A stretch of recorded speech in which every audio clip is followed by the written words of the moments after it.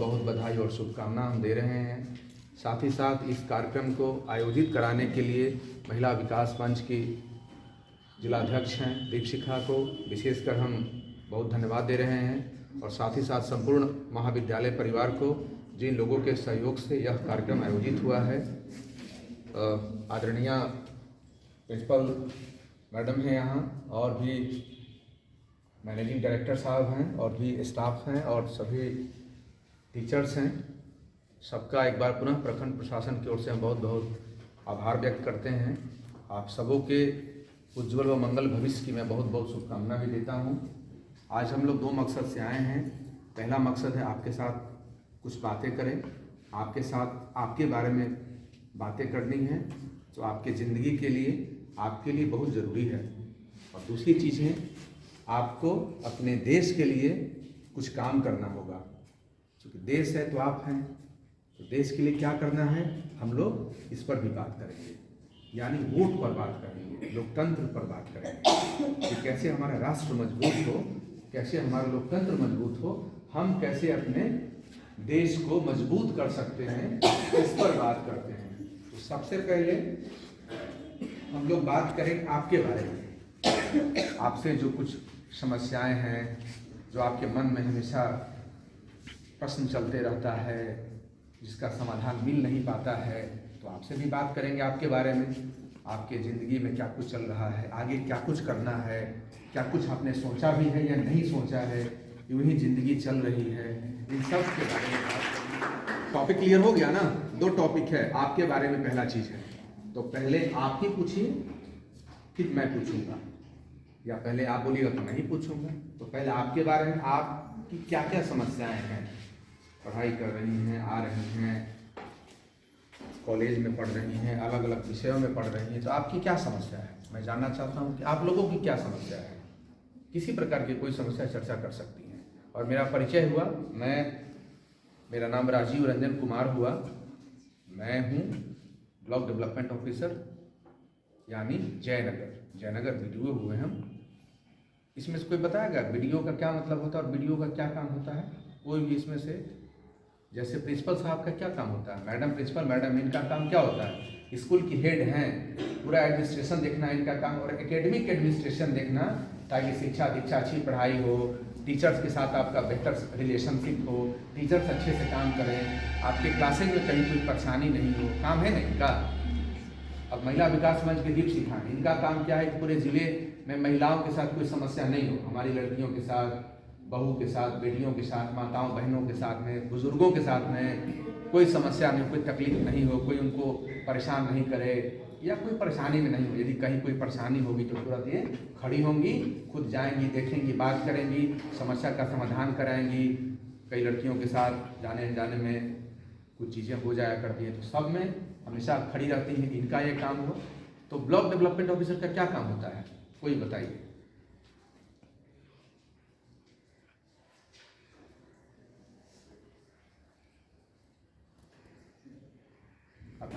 Sir, आप बोले हैं किसी की कोई समस्या हो तो मेरे पास रखे।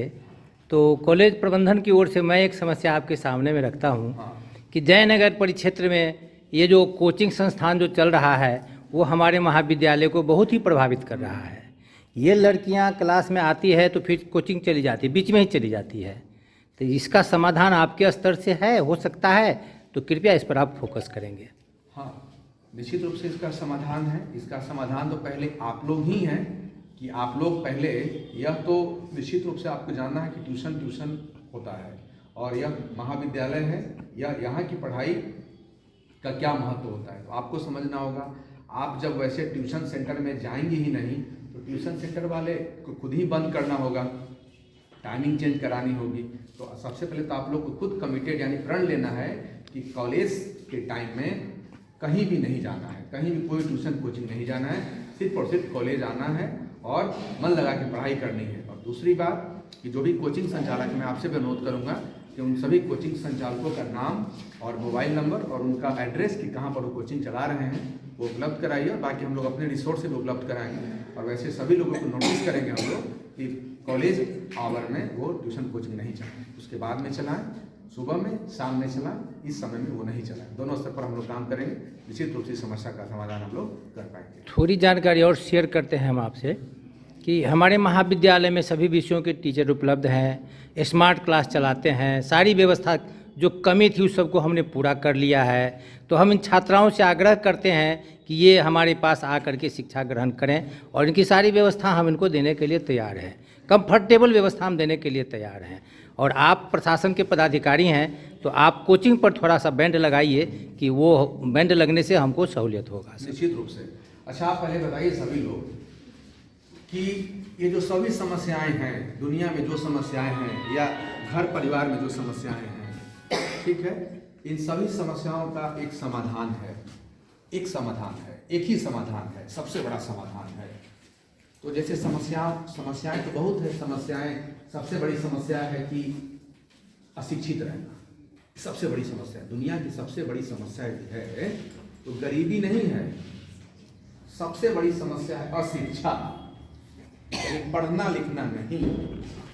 तो जो पढ़ते लिखते नहीं हैं वो इंसान होके किसके तरह है, जानवर की तरह हैं।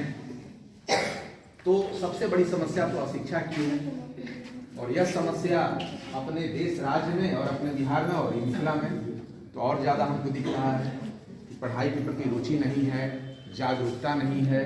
तो ये तो बहुत खराब बात है। यह जो पवित्र भूमि है, यह ऐतिहासिक भूमि है, यह स्वर्णिम भूमि है, यह गौरवमयी भूमि है। इस भूमि की जो महत्ता है वह गुणगान है, 100-200 सालों की नहीं है, हजारों हजार सालों की है, लाखों सालों की है। यह वह महान भूमि है जहाँ जगत जननी जगत नंदिनी माता जानकी माँ सीते का जन्म हुआ। यह राजा जनक की भूमि है, यह विद्वानों की भूमि है, बड़े बड़े ऋषियों, महर्षियों, साधुओं, संतों की भूमि है, ज्ञान विज्ञान की भूमि है। यह भूमि बहुत पुण्य भूमि है।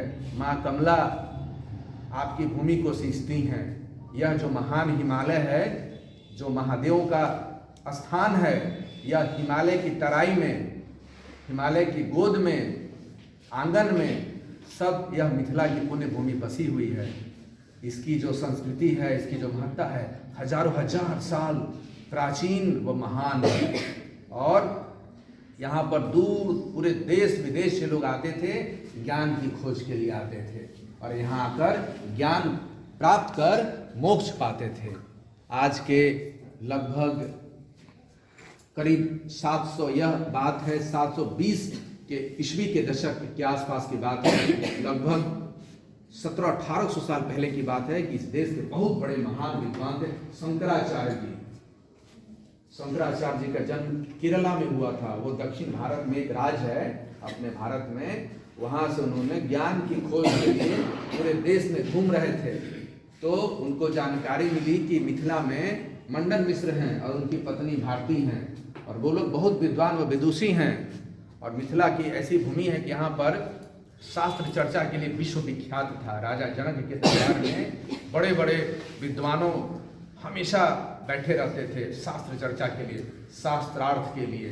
तो बाद में भी यह परंपरा कायम रही और यहाँ पर आज भी कहा जाता है कि घर घर में विदुषी महिलाएं व विद्वान व्यक्ति हैं। हाल ही में कुछ समय पहले सरकार पर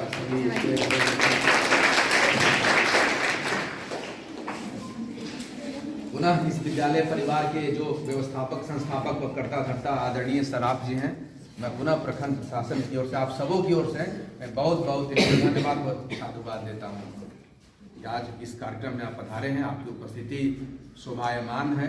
हम सभी काफ़ी प्रसन्नचित हैं कि आप आए हैं और अगले 1 घंटे में, आधे से 1 घंटे में हम लोग इनके साथ में शिक्षा संवाद कर रहे हैं। तो अनुरोध है कि आप बैठ जाएं, ठीक है। घर में पर्व त्योहार में हर जगह जो आज भी बनाया जाता है, तो सुग्गा हो या मछली हो, केला का पत्ता हो या इस तरह का जो नेचुरल, जो प्रकृति के साथ लगाव है, जो पेंटिंग में उकेरी जाती है, ये पूरे दुनिया में प्रसिद्ध है। हर लोग आज मिथिला की चित्रकला की मांग करते हैं। आप ऐसी पुण्य भूमि है, आपकी इतनी उपजाऊ भूमि है, हरियाली है, सब कुछ है यहाँ। क्या नहीं है? सब कुछ है। ऐसी पुण्य भूमि के आप लोग हैं, यह आपकी संस्कृति है। आज के 500 साल पहले मैथिल कोकिल हुए यहाँ पर। कौन मैथिल कोकिल है? क्या नाम है उनका मैथिल कोकिल का? हाँ, लता मंगेशकर, विद्यापति। हाँ? तो अब बताइए, इतने बड़े विद्वान हुए, कवि हुए विद्यापति जी, मैथिली भाषा का इतना विकास हुआ, भाषा का विकास हुआ, और उन्होंने प्रीति लता, प्रीति पताका जैसे कई सारे ग्रंथों की रचना किया। साहित्य में, भाषा में, कला में, हर चीज में अपने देश, राष्ट्र, समाज को आगे ले जाया गया। तो यह आपकी इतिहास है, संस्कृति है। जो जड़ अपने जड़ से कट जाता है, जो पेड़, उस पेड़ का वजूद होता है, कारण नहीं। आप सब लोग अपने जड़ से ही कट गए हैं। जड़ से कट गए तो सब लोग सुख नहीं है, कुछ पता ही नहीं किसी को है, खुद के बारे में ही किसी को कुछ पता नहीं है। तो क्या करना है ये क्या पता होगा कि क्या बनना है, क्या करना है? हम किसी से पूछें कि आप कौन हैं, जवाब दीजिए कोई भी कि आप हैं कौन। मेरा एक प्रश्न है आप सबों से कि आप कौन हैं, जवाब बताइए कोई भी।